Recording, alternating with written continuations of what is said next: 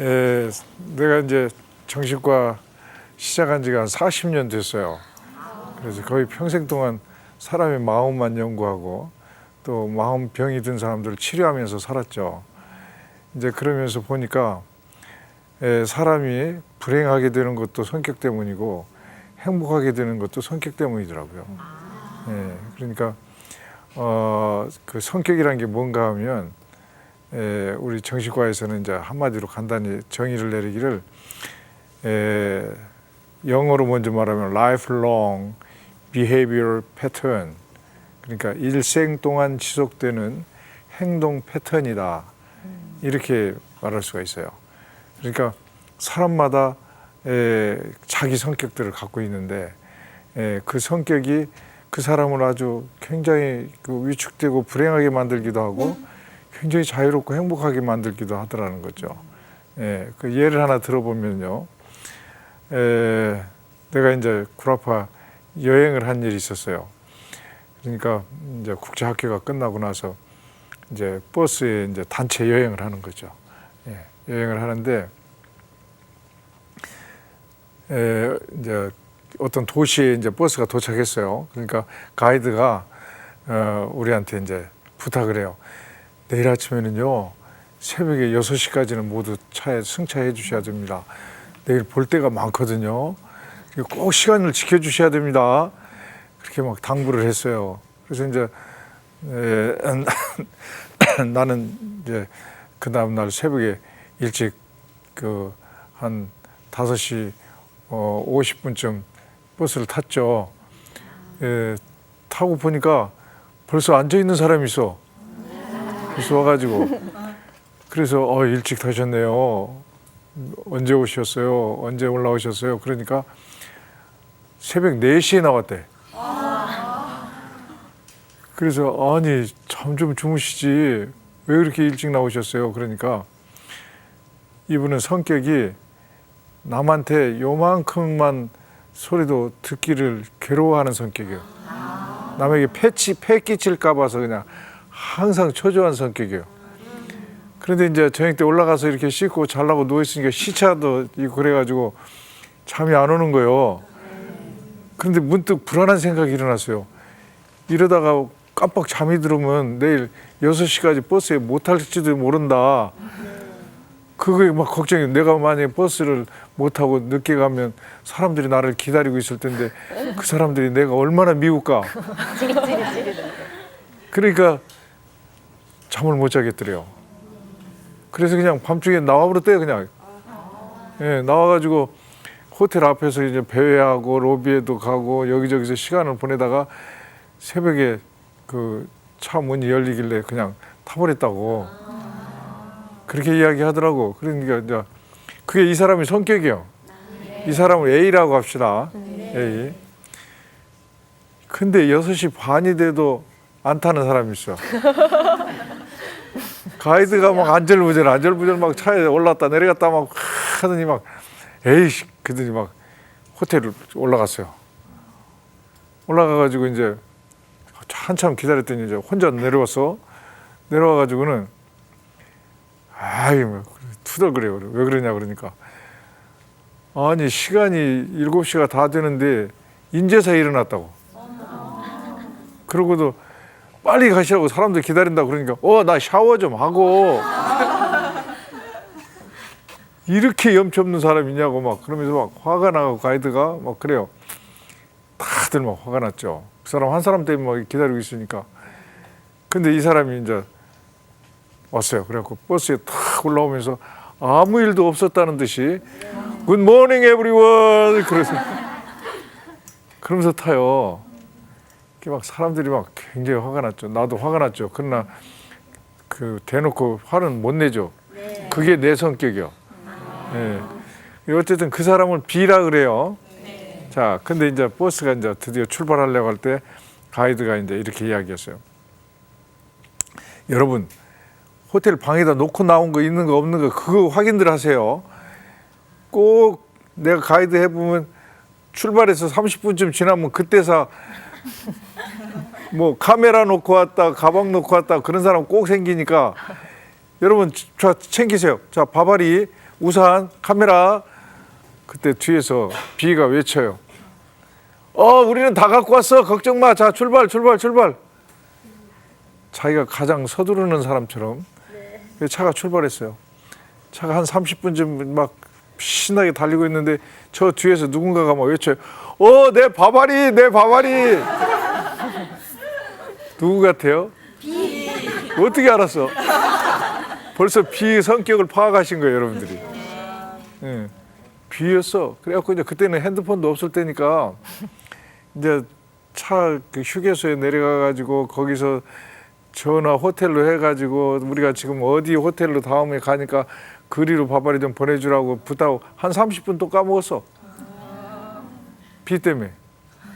그랬는데 이제 점심시간이 됐어. 점심 식사를 하는데 거기서도 A는 A 같은 짓을 하고 B는 B 같은 짓을 하더라고.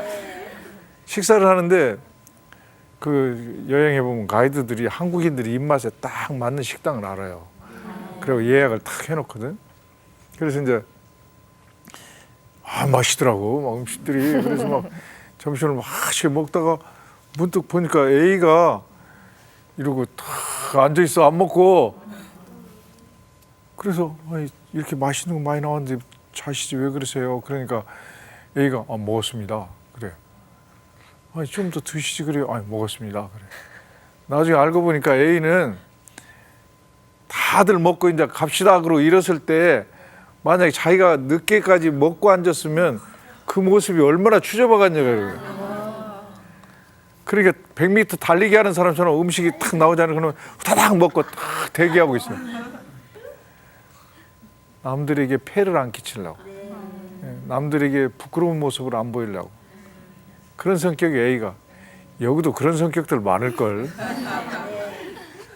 근데 이제 음식을 다 먹었어요. 과일도 먹고 이제 차도 마시고 그 다음에 이제 가이드가 자, 아들 다 자셨네요. 자, 그럼 우리 갈까요? 자, 일어섭시다. 그러니까 이제 다들 이제 일어섰어요. 근데 그때 누군가가 한 사람이 나 커피 한 잔만 더 먹고 그런 사람이 있어요. 누굴까? B.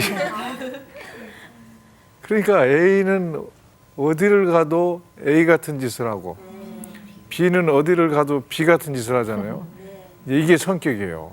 이 성격이 이제 어떻게 형성되느냐, 이걸 이제 정신분석에서 많이 연구를 했죠.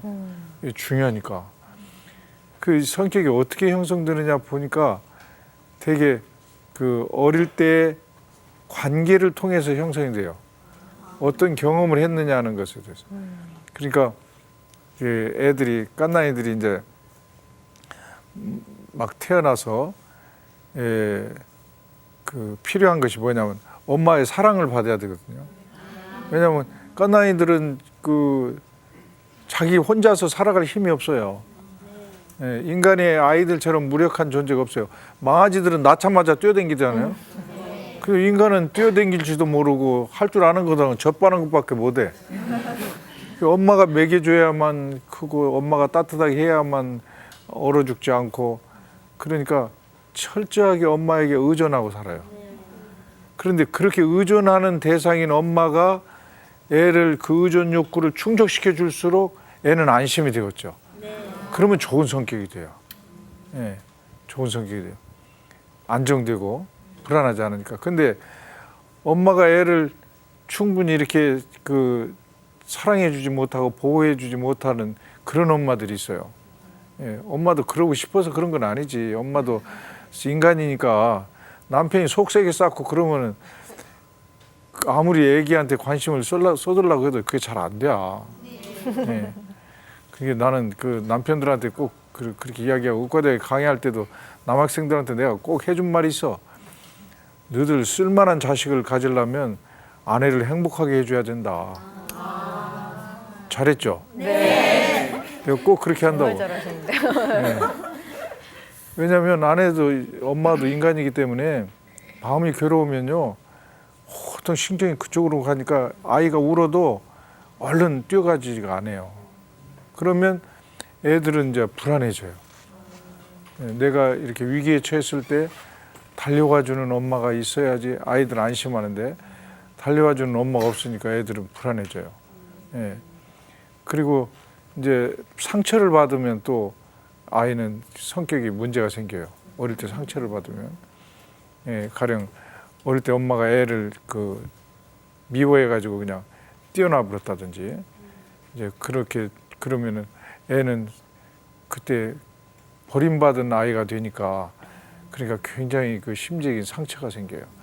그 상처받은 아이들, 트라우마라고 하는데, 그 트라우마를 받은 아이들은 성장할 때 다른 부분들하고 차이가 생겨요. 인격의 지적인 부분이라든지 육체적인 부분은 다 성장을 하는데, 상처받은 부분은 성장을 못하고 그대로 남아 있어요. 이게 이제 마음속에 아이가 되는 거예요, 이 아이가. 예. 예를 하나 들어보면, 내가 이제 그 전남대학교에서 이제 정신분석 강의를 했거든. 강의를 하고 이렇게 어느 날 이렇게 내려오니까 다른 학생들은 다 갔는데 한 남학생이 이렇게 나를 기다리고 있어요. 그래서 이제 웬일이냐고 그러니까 부끄러운 듯이 편지를 하나를 주더라고. 교수님 한번 읽어봐 주세요. 그래요. 그래서 이제 집에 와서 내가 편지를 읽어보니까 나한테 감사하는 내용의 편지요. 어떤 내용이냐면 자기는 여자친구가 있대요. 여자친구가 있는데 이상하게도 혼자 있을 때는 그렇게 여자친구가 사랑스럽고 막 보고 싶고 그런데 막상 여자친구를 딱 만나면 겁이 난대. 이거 말도 안 되잖아요. 근데 마음에서 겁이 나. 그래가지고 여자친구가 이만큼 가까이 오면 자기가 이만큼 도망간대. 한 번은 벤치에 이렇게 앉아있는데, 여자친구가 이만큼 온 게 자기가 이만큼 도망가고, 이만큼 오니까 이만큼 도망가다가 벤치에서 떨어질 뻔했대. 그리고 여자친구가 오빠 왜 그러냐고 막 그러는데 자기도 모르겠다는 거야. 왜 이런지 모르겠다. 근데 알고 보니까 마음속에 아이 때문이었어요. 분석을 해보니까 마음속에 아이가, 어떤 아이가 있었냐면 열등감을 가지고 있는, 추남 열등감을 가지고 있는 아이가 있었어요. 추남. 나는 얼굴이 못생겼어. 예, 그러니까 사람들이 가까이 오면 내 추한 얼굴을 보게 될 거고, 그렇게 되면은 나를 싫어할 거야. 이런 생각을 갖고 두려워하는 마음속에 아이가 있었어요. 근데 그 아이를 어떻게 발견했냐면, 이제 강의를 듣다가 발견했어. 이제 오늘 이렇게 여러분들 같이 이렇게 내 강의를 듣다가 보면은 마음속에서 자꾸 어릴 때 어떤 일이 떠오를 거예요. 예, 어릴 때 일이 막 쑥쑥 지나갈 거예요. 평소 같으면 그런 이야기가 머릿속에 딱 떠오르면, 에이, 어릴 때 이야기가 왜 떠오른다냐, 그러고 이렇게 제껴보잖아요. 근데 오늘은 그러면 안 돼. 오늘은 그게 굉장히 자기 자신을 이해하는데 중요한 그 기억이거든. 그런 기억을 따라가 보면 자기 성격의 근원을 알 수가 있어요. 예. 근데 어쨌든 강의를 듣다가, 내가 강의할 때도 보통 이런 식으로 이제 이야기식으로 하거든. 강의를 듣다가 문득 20여 년 만에, 그러니까 한 3살이나 4살 때의 기억이 탁 떠올랐대요. 보통 우리가 기억하는 것은 5, 6살 이후의 기억들이에요. 그 이전은 잘 기억이 안 나게 돼 있어요. 근데 이 사람은 그 분석 시간에 그게 탁 떠오른 거예요. 분석 강의 시간에. 어떤 기억이냐면, 엄마 친구가 놀러 왔대요. 엄마 친구가 놀러 와서 이렇게 엄마하고 이렇게 방바닥에 앉아서 이제 이야기하는데, 자기도 이제 방바닥에서 이렇게 놀고 있는데, 엄마 친구가 갑자기 자기 이렇게 쳐다보더니 뭐라고 이야기하냐면 충격적인 이야기를 해버렸어. 아가, 너는 얼굴이 왜 그렇게 못생겼냐. 그 얼굴을 갖고 어떻게 샀거나. 그랬다는 거예요. 근데 그 기억이 딱 떠오르는 순간에 자기 인생이 파노라마처럼 보이더래요. 그때부터였다는 거예요. 그때부터 자기가 남들 앞에서 얼굴을 못 내놨더래요. 유치원 때도 그랬고, 초등학교 때도 그렇고, 중학교 때도 그러고, 지금도 여자친구 앞에서 자기 얼굴이 드러나면 못생긴 얼굴, 그래서 여자친구가 도망갈 것 같은 이런 두려움을 자기가 느끼고 있었다는 거죠. 아, 그랬구나. 그걸 깨달았대요. 근데 그 다음 편지 내용이 더 재밌어. 어느 날 여자친구가 자기에게 이렇게 이야기하더래요. 오빠, 변한 거 알아? 그러더래요. 그래서 그러고 이렇게 쳐다보니까, 아, 놀랍게도 여자친구가 자기 팔을 두 손으로 딱 껴안고 이렇게 올려다보고 있더래요. 전 같으면 벌써 저만큼 도망가서 있어야 되죠. 근데 자기가 아무렇지도 않게 그걸 받아들이고 있다는 거예요. 마음속 아이가 치유가 된 거죠. 이런 사람은 대인관계 할 때도 늘 부끄러워가지고 막 뒤로 숨고 교회 같은 데 가도 그 앞자리에 못 앉아. 저 문 옆에 자리에 앉아요. 출입문 옆에. 그리고 목사님을 향해서 이렇게 앉지도 못하고 문 쪽을 향해서 발을 하나를 이렇게 넣어. 부끄러우면 얼른 도망가려고. 항상 마음은 도망갈 준비를 하고 살아요. 이런 성격이 되거든요. 그게 이 마음속의 아이 때문에 그래요. 예, 그래서 이 마음속의 아이를 잘 이해하고 치료하는 거, 이제 그것이 굉장히 그 성격 이해하는데 중요한 과제죠. 그러니까 이제 어떤 사람은 또 이런 분도 있어요. 마음속에 외로운 아이가 있는 분도 있어요. 예, 마음속에 외로운 아이가 있어가지고 이런 성격은 굉장히 그 대인관계 할 때 그 상대방의 눈치를 많이 봐요. 예, 왜냐하면 상대방이 나를 버리고 떠날까 봐서. 부부 생활에서 문제가 생기는데, 예, 그 남편이 나 싫다고 버리고 떠나가 버릴 것 같아서, 예, 그 유기 불안이라고 그래요. 유기 불안, 버림받을까 봐서 두려운. 예, 그런 그 내가 본 분은 말이죠. 그분은 의사 사모님이신데 30대 의사 사모님이신데 항상 버림받을까 봐서 막 초조한 그런 성격이에요. 예, 근데 그걸 분석을 해보니까 마음속에 외로운 아이가 있어요. 어떻게 된 거냐면 어릴 때 엄마가 이 딸을 미워했어요. 예, 남동생만 이뻐하고. 이게 또 문제가 되더라고. 예, 남아 선호 사상이 강한 집안에서는 아들은 막 그냥 이렇게 우대를 하는데 딸은 가시학년 그러고 이렇게 막 제껴 불잖아요. 그러면 그 딸이 열등감이 심한 아이가 된단 말이죠. 예. 근데 그래서 버림받은 그 두려움을 갖게 되고, 예. 그래서 이제 이 사람은 그런 그 마음속의 아이를 스스로 이제 발견하게 됐어요. 예. 그래가지고 이제 그 치료가 됐는데 그 발견하게 된 계기가 이제 분석 시간이었는데 어떻게 됐냐면 그날 그냥 광주에 막 눈이 굉장히 많이 쏟아졌어요. 그래가지고 학교는 휴교하고 막 전화가 와서 환자들은 이제 캔슬하고 약속 취소하고 그랬거든. 근데 이분은 막 꾸역꾸역 왔더라고. 막 그 위험한 속을 막 뚫고 왔더라고. 와서 이제 내가 그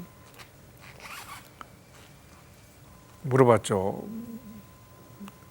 어떻게 이렇게 어렵게 오셨다고. 그랬더니 뭐라고 이야기하냐면, 예, 오긴 왔는데 이상하게도 나는 눈만 오면 이렇게 마음이 불안하고 우울하고 그래요. 이거 굉장히 중요한 일이에요. 왜냐하면 여러분도 이제 자기 분석을 할 때 이걸 이용해야 되는데 이렇게 눈만 오면 눈 올 때마다 반복된다는 이야기죠. 이 성격은 반복이거든. 이게 뭔가가 이렇게 반복되는 것이 있으면 굉장히 중요한 거예요. 예. 이 환자도 눈만 오면 반복되죠, 우울이. 그럴 때는 이제 우리는 이렇게 물어봐요. 눈과 관련돼서 생각나시는 게 있습니까? 이렇게. 그랬더니 아니요, 처음에는 뭐 별로 없다고 그래요. 그러더니 그 다음에 조금 있다가 생각이 났어요. 한 가지 생각이 났어요. 그러더니 자기 어머니가 이제 이 딸이 미워서 이제 큰 집으로 쫓아버렸어. 그러게 이제 할아버지 밑에서 컸는데 시골에서 어느 날 낮잠을 자고 일어나니까 막 온 천하가 막 눈 천지요. 그리고 집안에 사람이 안 보여요. 어린 것이 무서우니까 사람 찾으려고 이렇게 그 밖에 나가 보니까 사람은 안 보이고 막 눈이 쏟아지는데 막 그 마루 밑에 닭들이 눈을 피해 갖고 막 숨어 있고, 근데 닭들이 무섭더래요. 나를 쪼을까 무서웠어. 그래서 나는 생각했죠. 닭이 무서울 정도니까 어리긴 어렸구나. 근데 갑자기 환자가 그러는 거예요. 애기 같은 목소리로 엄마는 어디 간 거야? 엄마는 어디 간 거야? 그러면서 환자가 이야기하기를 그때부터 지금까지 눈만 오면 자기 감정이 그때 감정 똑같은 감정을 반복했다고. 그러니까 엄마는 없고 눈은 내리고 공허하고 외롭고 불안한 그 어린 소녀가 마음속에 살고 있었던 거예요. 이미 커가지고 의사 사모님들이고 애도 몇이나 있고 막 그럼에도 불구하고 그 마음속에 아이의 지배를 받을 때마다 눈이 올 때마다 그 아이가 살아나가지고 감정을 지배하고 있었다고. 예. 여러분들도 이런 것들이 있을 거라고 잘 분석을 해보면. 예. 그래서 이런 마음속의 아이가 무의식 속에서 이렇게 작동을 일으켜서 내 행동을 지배해요. 순간순간. 예. 그래서 남편이 조금만 퇴근이 늦어도 마음속의 아이는 그렇게 외쳐요. 너 버림받았어. 엄마가 너를 버렸던 것처럼 또 너는 또 버림받은 거야. 남편은 집에 오지 않을 거야. 그러니까 막 핸드폰 때리죠. 예. 아무리 핸드폰은 쳐도 만약에 접촉이 안 되잖아요. 그러면 갔구나, 가버렸구나. 집에 안 올 거야. 그러면 나는 어떻게 살아? 애들하고 어떻게 살아? 말도 안 되는 상상이 이 환자의 정신세계를 지배해 버린단 말이에요. 그러니까 막 성격이 말이죠. 굉장히 꼼꼼한 성격이 되고 누구도 이렇게 안심하고 자기를 떠나지를 못해요. 예, 눈에 안 보이면 불안하니까. 예, 이런 성격이 되어버린다고. 예, 그래서 우리가 성격을 잘 이해해야 돼요. 자기 성격을. 그 성격을 이해하려면 내 행동을 보면 알거든. 여러분 중에서도 좀 A 같은 사람들이 많을 거예요. 예, 그 자기 성격을 잘 이해를 하면 하려면 또 유년기를 잘 생각을 해야 돼요. 유년기의 성격이 다 만들어지니까. 예, 유년기를 잘 생각하고 오늘의 내 행동하고 어릴 때의 가정 환경하고 내 어머니하고 아버지하고 나와의 관계들을 잘 이렇게 살펴보면 나의 이런 행동들이 여기서 왔구나 하고 이해가 될 거예요. 이제 그러면은 이제 그 치료가 일어나요. 예, 나를 괴롭히는 것을 우리는 중지하게 하고 좀 더 건강한 쪽으로 가게 하는 것이 우리들은 마음의 작용이기 때문에 그렇게 될 수가 있다고. 그래서 이제 오늘은 여기까지 하고 이제 다음 시간에는 그러면 이 성격을 어떻게 고쳐갈 수 있을까 이제 그런 이야기를 좀 해드리고 싶어요. 예, 오늘 좀 도움이 됐어요? 네. 감사합니다. 감사합니다.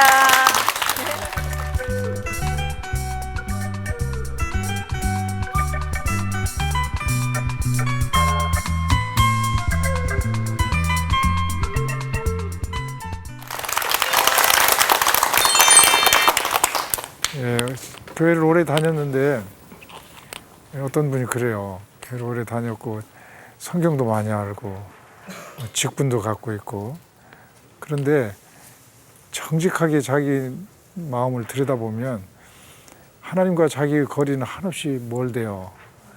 예, 하나님은 그냥 두렵기만 하고. 근데 이렇게 영적인 그 성장을 하려면 하나님과 가까워야 하거든요. 뭔가 하면 내가 기도하면 관심을 갖고 기도에 응답하시는 분이다. 그래야지 가까워지죠. 예, 그리고 또 내가 쌍꺼풀도 아니고 안 예뻐도 나를 예뻐해 주신다. 그래야지 하나님과 가까워지죠. 그런데 어떤 분들은 그 하나님 그러면은 굉장히 나를 싫어할 것 같은, 예, 그리고 나를 벌 주실 것 같은, 예, 막 벌 주려고 몽둥이 들고 막 대기하고 계신 분, 그런 하나님으로만 생각되는 그런 성격이 있어요. 예, 이런 성격은 하나님과 가까워질 수가 없어요. 예, 하나님은 은혜의 하나님이신데 내가 부족함에도 불구하고 그럼에도 불구하고 나를 사랑하시고 나를 위해서 십자가를 지실 정도로 그렇게 절대적으로 사랑하시고 예뻐하시는 하나님이신데 그런 하나님은 전혀 믿어지지가 않아요. 그런 은혜로운 하나님은 저 이집사 하나님이나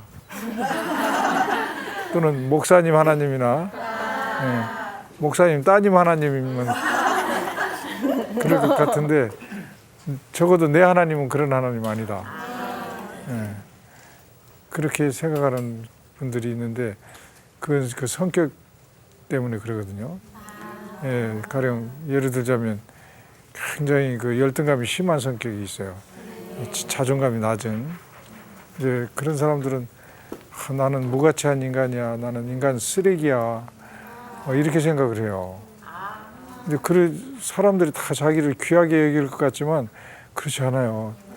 마음을 자세히 들여다보면은 자기도 모르게 자기를 쓰레기 취급하시는 분들이 많아요. 아이고 한심한 인간아. 언제까지 그렇게 살래? 그렇게 살려면 그냥 칵 죽어버려라 그냥. 뭐 이런 식으로 자기를 막 굉장히 학대하는 그런 성격이 있어요. 그걸 이제 정신과에서는 회피성 인격 장애라고 그러는데, 회피성. 열등감이 심해서 회피해. 사람들 만나는 걸 막 숨고, 누가 앞에서 내 얼굴이 나타날 것 같으면 막 무서워서 막 숨고, 이제 그런 성격이 있어요. 그런 성격의 사람들은 스스로 자기를 볼 때 너무 혐오스럽고 실망스러워요. 왜 이 지경일까? 왜 이것밖에 못 될까? 그래가지고 막 자기를 그냥 미워, 막 싫고. 이런 성격이 있어요. 그래서 이런 사람들은요, 하나님 앞에서 이렇게 생각해요. 내가 나를 봐도 이렇게 실망스럽고 혐오스러운데 하나님은 오죽하실까? 나를 좋아하실 리가 없지. 이렇게 생각을 해요. 어떻게 보면 참 정직하죠? 양심적이네요. 근데 사실은 그게 믿음이 없는 거죠. 예. 하나님은 어떤 조건 때문에 나를 사랑하시는 것이 아니고 그냥 내가 그대로 이뻐서 사랑하시잖아요. 이게 부모 자식 간의 관계도 그러거든. 가령 어떤 시골에 사는 어머니가 서울에 올라오면 부자로 사는 막 의리의리한 그런 막 수돗물 틀면 막 따수물이 막 나오고 막 그런 아들집이 있고 정말 가난해서 막 따수물도 안 나오고 막 그런 형편없이 가난한 아들집이 있는데 이 엄마는 서울 올라오시면 꼭 그 못 사는 아들집으로만 가. 이게 부모 심정이거든요. 이 부모 심정이 하나님 심정이거든. 어미가 갓난 아이를 잊을 리가 있겠느냐. 혹시 그런다고 할지라도 나는 너희를 잊지 않는다. 그렇게 말씀하시잖아요. 하나님은 어떤 조건 때문이 아니고 내가 쇠골미인도 아니고 뚱뚱해도 나를 예뻐하시잖아요. 쇠골미. 또 내가 뭐 인류대학 안 나왔어도 예뻐하시거든요. 또 때때로 내가 실족해가고 넘어져도 슬퍼하시죠. 근데 내가 회개하시면 또 반가워갖고 또 용서하시고 예뻐하시고 그런 하나님을 만나야 되는데 그렇지 못한단 말이죠. 내가 어떤 조건을 갖춰야만 거기에 맞는 만큼 보상으로서 하나님의 사랑이 올 거라는 생각을 해요. 예, 이런 생각은 이제 되게 아까도 지난 시간에도 이야기했지만 이제 어릴 때 부모와의 관계가 이게 중요한 역할을 해요. 가령 내가 학교에서 1등을 해야만 엄마는 밥 해줬다고. 예. 내가 성적이 떨어지면 너는 밥 먹을 자격도 없다. 그래서 밥을 안 줬다든지. 그런 엄마가 어디 있겠어요. 근데 실제로 있더라고 내가 본 게. 애들이 학교 성적이 떨어지면 집에서 제일로 과시받아요. 집에 와서.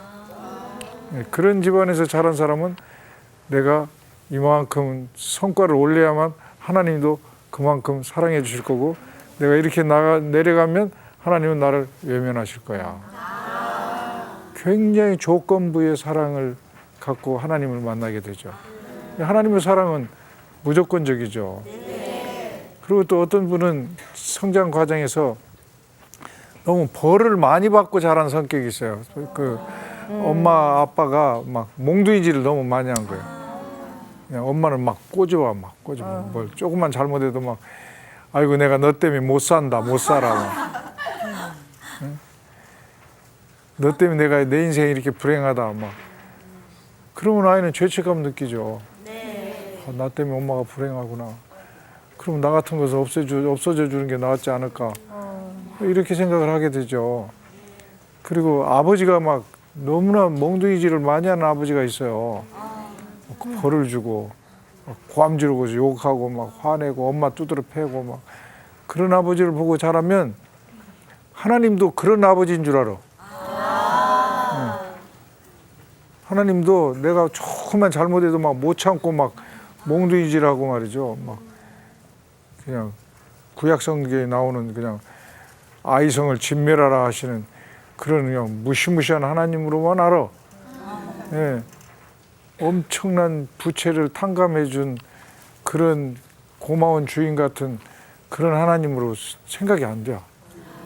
그냥 하나님 그러면 아버지 그러면 그 아버지는 어떤 아버지요? 몽둥이질하던 아버지. 이게 무의식이 있어서 무의식에서 그런 착각을 일으키는 거죠. 네, 무의식에서. 내가 뭔 조금만 잘못해도 그 잘못한 것만큼만 나를 책망해 줘야 되는데 내가 일이라는 잘못을 해도 100만큼 나를 벌 준단 말이죠. 내 마음속에서. 그런 아주 잔인하고 가학적이고 처벌적인 자기 아버지를 하나님으로 이렇게 옮겨놔요. 예. 그렇게 되면은 하나님은 굉장히 무시무시한 처벌자 하나님이 되는 거죠. 그러니까 하나님께 가까이 갈 수가 없어요. 신앙이 잘한다는 건 뭐냐면 하나님께 가까이 가는 것이 신앙이 잘하는 거거든요. 예. 내 누님은 82살이요. 이렇게 교장 선생님 하셨거든. 근데 며칠 전에 기도하시다가 혼자 기도를 하시다가 막 웃음이 막 터져 나왔대요. 왜 그랬냐면 하나님이 나를 너무너무 예뻐하신다는 것 때문에. 그래서 막 웃으면서 하나님께 말씀드렸대. 하나님, 내가 그렇게 이뻐요? 이 하박국서가 3장 18절인가요? 그거 생각나더라고. 내가 너로 인하여 기쁨을 견디지 못하며. 네? 그런 말씀 있잖아요.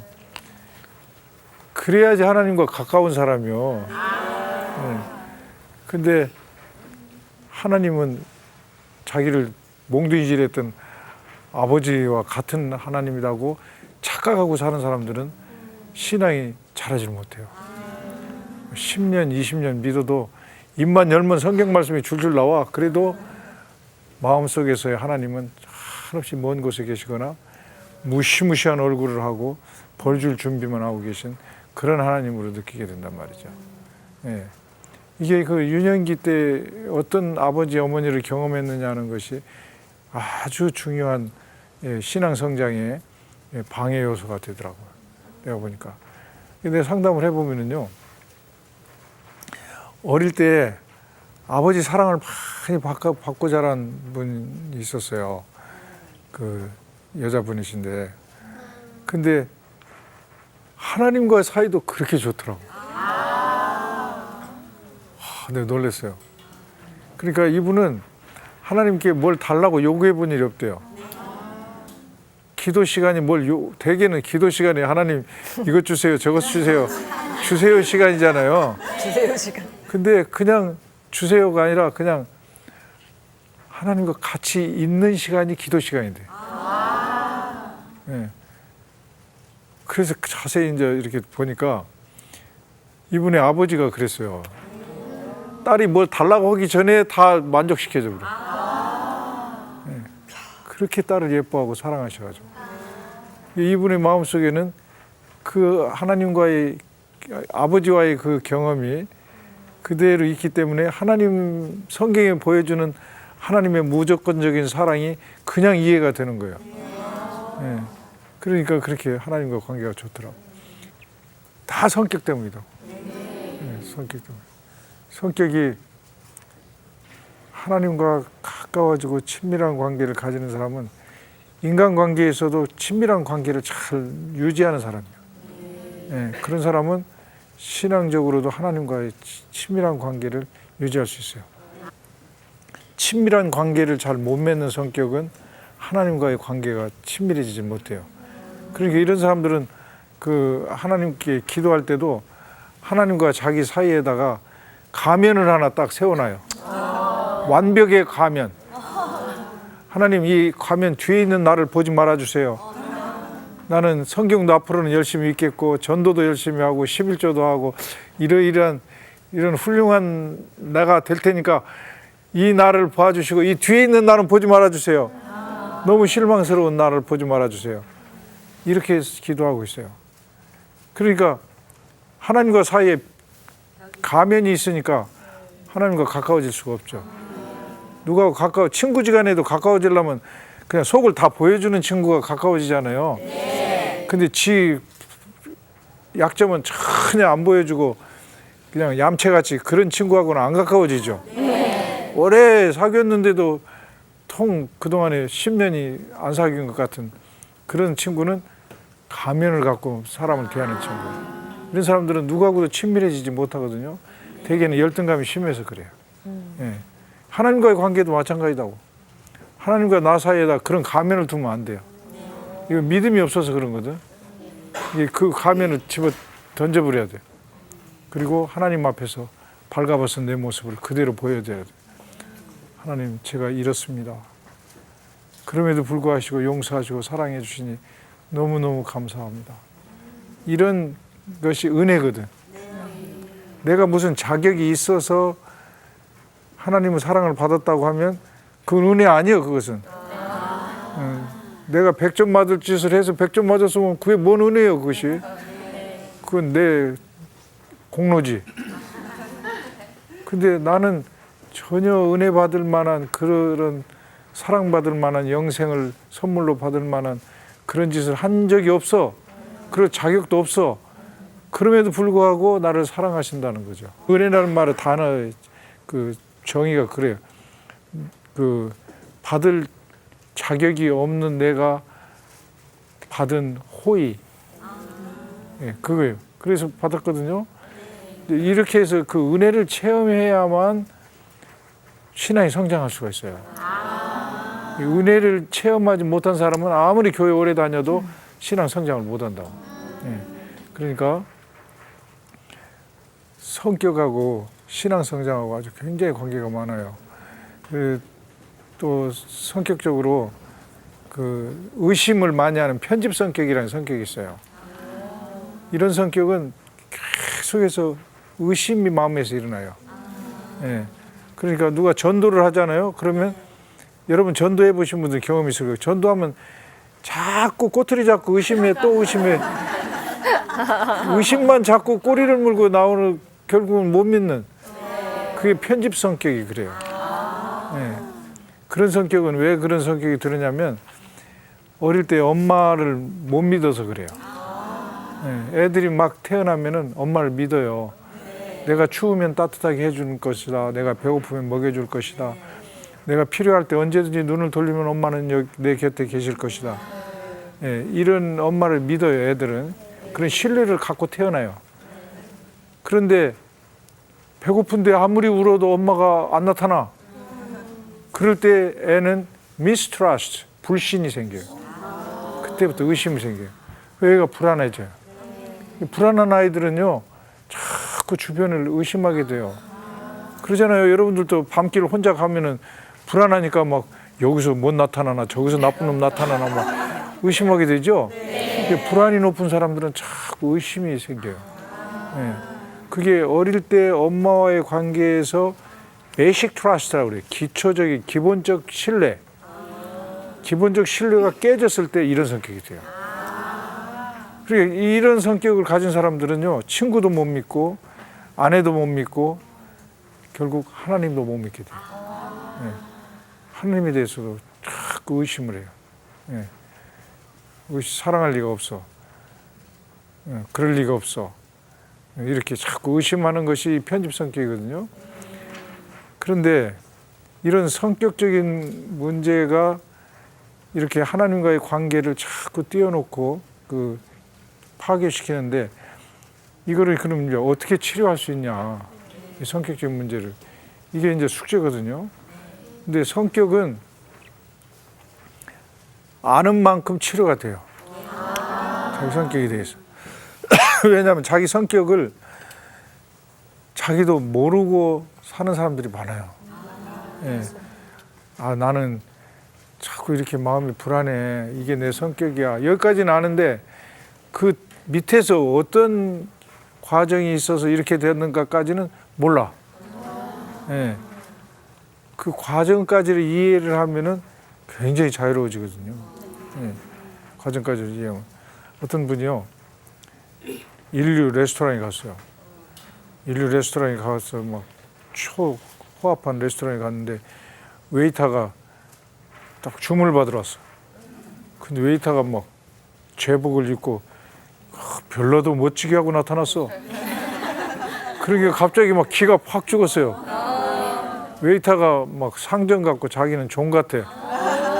근데 실제는 이분이 그런 분이 아니거든. 굉장히 사회적인 지위가 있는 분이거든. 근데 성격상 나는 항상 부족한 사람이야 이 생각을 하고 있어. 그런데 그런 그 자리에 가니까 자기가 굉장히 초라하게 느껴졌다고. 예. 그랬는데 굉장히 그 자존심이 상했어요. 예.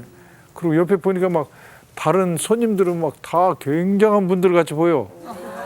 근데 그 사람들에 비해서 나는 너무너무 초라하게 보이는 거예요. 현실적으로는 그럴 이유가 전혀 없는데 혼자 그렇게 생각하는 거죠. 예. 그래갖고 막 굉장히 마음이 괴로웠어요. 내가 왜 이렇게 사나. 그래서 이게 그 성격 때문이거든요. 나는 부족해 이런 성격 때문에. 그랬는데 정신 분석을 통해서 자기가 이렇게 되는 이유를 알게 됐어요. 예. 그냥 추상적으로 알았는데 정신 분석을 하게 되면 이제 무의식이 다 드러나니까 이게 이제 좀 더 구체적으로 이해를 하게 되고 치료가 일어났어요. 한 2년 동안 걸렸어요. 어느 날 이제 그 레스토랑에 또 갔어요. 거기 갔다가 와갖고 하는 이야기가 정말 재밌더라고. 가서 이렇게 앉아있으니까 웨이터가 또 탁 하고 탁 나타났어. 근데 이번에는 그냥 웨이터들에 상전 아니야. 그냥 웨이터들에. 그래서 막 조크를 하면서 주문을 했대요. 그리고 옆에 이렇게 보니까 다른 손님들도 그냥 손님들이래. 더 이상 VIP가 아니야. 또 이 자리는 내 자리고 나도 여기 올 만한 사람이고. 이게 말로는 그냥 간단한 내용이지만 내면 세계에서는 이건 엄청난 변화예요. 예. 자기 자리를 갖게 됐잖아요. 이 사람은 회사에 가도 교회에 가도 어느 자리에 가도 자기 자리가 확보되는 사람이에요. 예.